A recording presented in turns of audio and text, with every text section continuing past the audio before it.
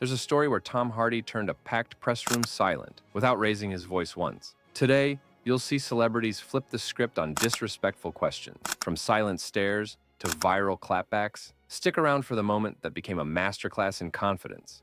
Number 1, Tom Hardy versus tabloid homophobia. You're promoting your latest film, cameras flashing, questions flying, and then someone hits you with, "Are you hiding your sexuality?" And we're an LGBT news organization, and our question is for Tom Hardy. In the film, your character Ronnie is very open about his sexuality, but given interviews you've done in the past, your own sexuality seems a bit more ambiguous. Do you find it hard for celebrities to talk to media about their sexuality? Tom Hardy didn't flinch. He just asked, "What on earth are you on about?" It wasn't part of the press agenda. It wasn't relevant to the film. It wasn't even respectful. Just a blunt question, thrown out to spark controversy, to throw him off, to stir the pot. But Hardy didn't play the game. No shouting, no fake smile, no carefully worded PR response. Just one calm, cutting sentence. "What on earth are you on about?" Then What on earth are you on about? I was referring to an interview given to Attitude magazine a few years ago. But what is your question?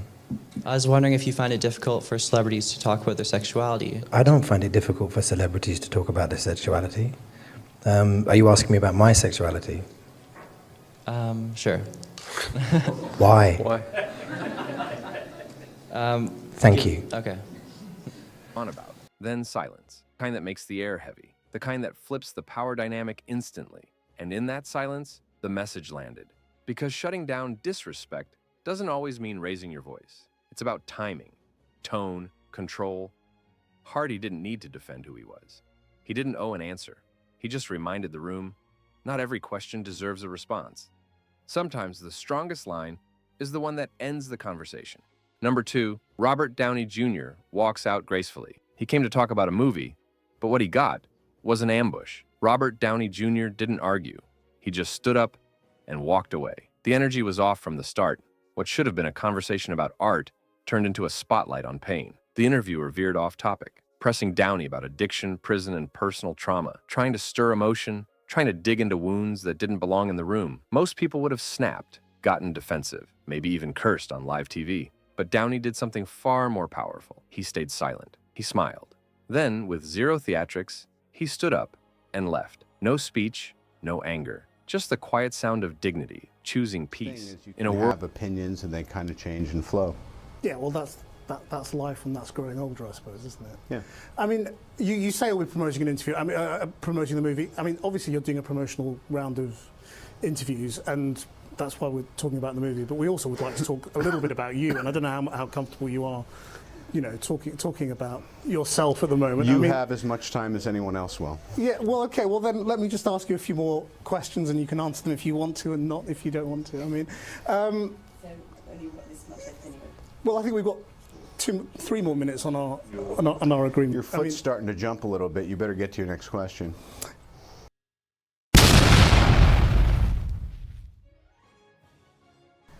The reason I'm asking about the past is that you've talked in other interviews again about your relationship with your father and the role of all of that in you know, the dark periods you entered and taking drugs and drinking and all of that. And I just wondered whether, you know, you think you're free of all of that, or whether that's still something. I'm sorry, I really don't. What are we doing? Well, I'm just asking questions. That's all. Right. I mean, Okay. Bye. Thank you, guys. are you? Oh, I'm sorry. In a world that rewards drama, walking away can feel like surrender. But this wasn't weakness, it was wisdom. Because not every question deserves an answer. Not every provocation earns your energy. And sometimes the strongest move you can make is leaving the table. Number 3, Samuel L. Jackson's identity correction. Did you get a lot of reaction to that Super Bowl commercial? What Super Bowl commercial?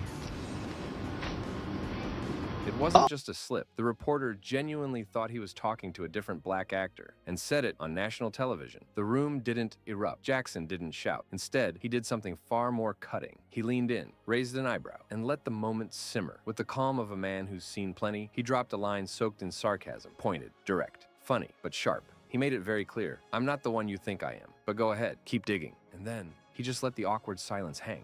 No outburst, no lecture, just precision. Because sometimes the most powerful response is a controlled one. When someone disrespects you, even by accident, you don't need to lose control to make a point. You just need to own the space you're in and let the silence speak for you.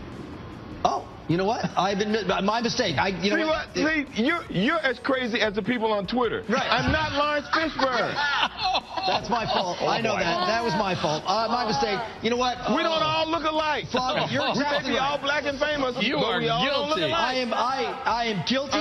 Next question. I am guilty. He thought you were Bob Dylan. Right. That's right. You're the entertainment reporter. I know. I've done You're them the all. entertainment reporter Right. for this station. Flog. And you don't know the difference between I me and know. Lawrence Fishburne. Number 4, Quentin Tarantino, I'm shutting your butt down. It's my job to try and ask you to. And that's I'm all, shutting you know? your butt down. In this tape, right in the middle of a live interview, a journalist accused him of glorifying violence. No hesitation, no back and forth. Just one line that sliced through the noise, like a scene from one of his own movies. Tarantino didn't defend himself. He didn't have to, because what he said next wasn't just a clapback. It was a masterclass in power, control, and keeping your story intact. But why are you so sure that there's no link between enjoying movie violence and enjoying real violence?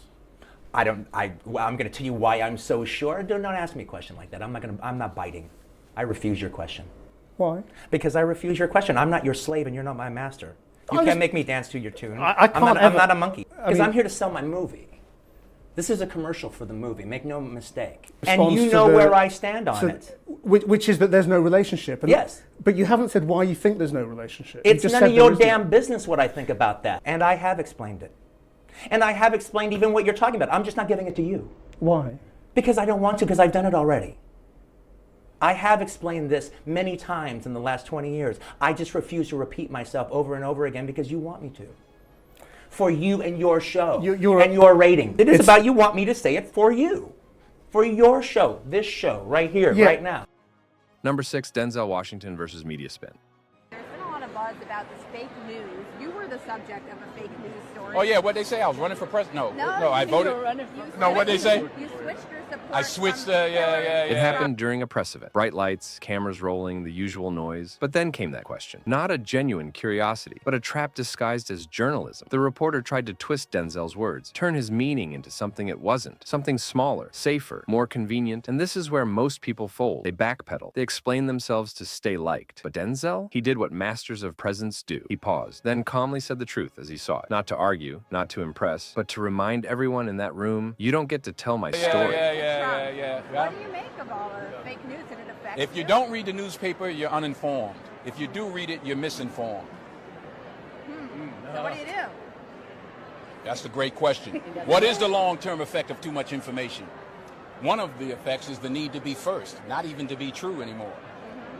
So what a responsibility you all have to tell the truth, not just to be first, but to tell the truth. We live in a society now where it's just first. Who cares? Get it out there. We don't care who it hurts. We don't care who we destroy. We don't care if it's true. Just say it, sell it. Anything you practice, you'll get good at, including BS.